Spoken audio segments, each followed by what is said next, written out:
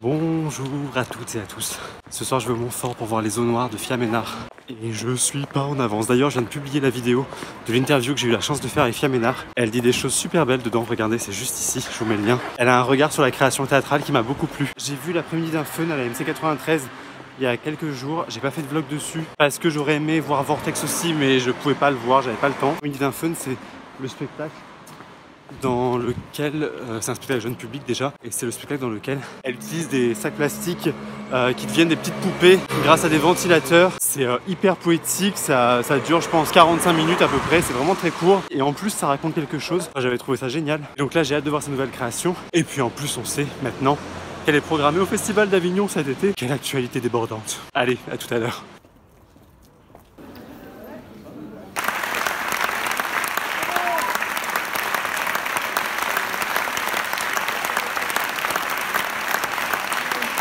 C'est très fort. Déjà c'est très fort de raconter autant de choses avec pas de mots. Parce qu'il y a quand même un semblant de structure narrative. Il y a 3 actes, mais en vérité on est complètement détaché d'une structure narrative. Non, ce que j'ai trouvé très fort, c'est que j'ai eu l'impression de voir 4,48 Psychose de Sarah Kane en entier, mais sans un mot de la pièce. Parce qu'il y avait la grande mare noire et glacée de mon moi profond. Au début, il y avait les cendres, il y avait cette neige noire. Enfin, il y avait tous les éléments de la pièce qui étaient là, mais sans être vraiment là non plus. C'est pas du tout une adaptation de 4,48. Hein. Il y a des images, c'est Castellucci. Enfin, c'est aussi ça toute la force du spectacle, c'est que tu es là en contemplation totale pendant 1 heure et que tu as l'impression qu'on te raconte des choses, tu as l'impression qu'on te dit des mots alors que pas du tout. Et puis dans cette déclinaison aussi de ce noir complet sur scène, que ce soit les papiers, que ce soit les rideaux, les plastiques, tout est sombre, tout aspire la lumière. Bah tiens, du coup ça sera encore une citation de Sarah Kane, sans espoir, sans espoir, sans espoir, sans espoir. Il y a une pleine page de sans espoir chez Sarah Kane. Bah là, l'accumulation de tout ça dans le décor, c'est du sans espoir quoi. Moi je suis vraiment ravi de l'avoir vue. Du coup j'ai hâte de voir ce qu'elle va faire à Avignon. Allez, ciao.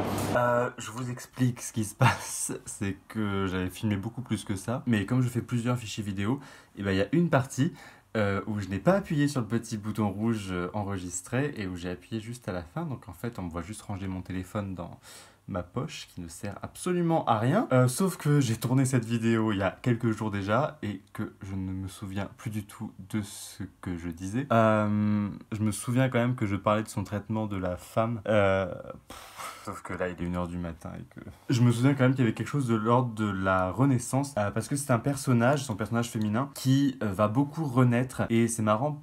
C'est marrant. Pour une pièce sur le suicide et sur la mort, j'ai trouvé ça toujours très proche d'une rage de vivre. La comédienne qui incarne ça en plus est exceptionnelle, je trouve. Elle a une énergie dingue. Et je reviens sur Sarah Kane encore, pour moi, il y a vraiment cette énergie d'aller vers la mort pour renaître de quelque chose, que ce soit à la fin Jeanne d'Arc qui renaît un peu de ses cendres, que ce soit cette femme cadavre allongée sous une bâche qui, d'un coup, après une lutte énorme, se retrouve avec cette même bâche comme, je sais pas, Sissi impératrice ou la reine Margot à défiler comme ça, très fière, très droite. C'est un spectacle en tout cas où la mort apporte quelque chose.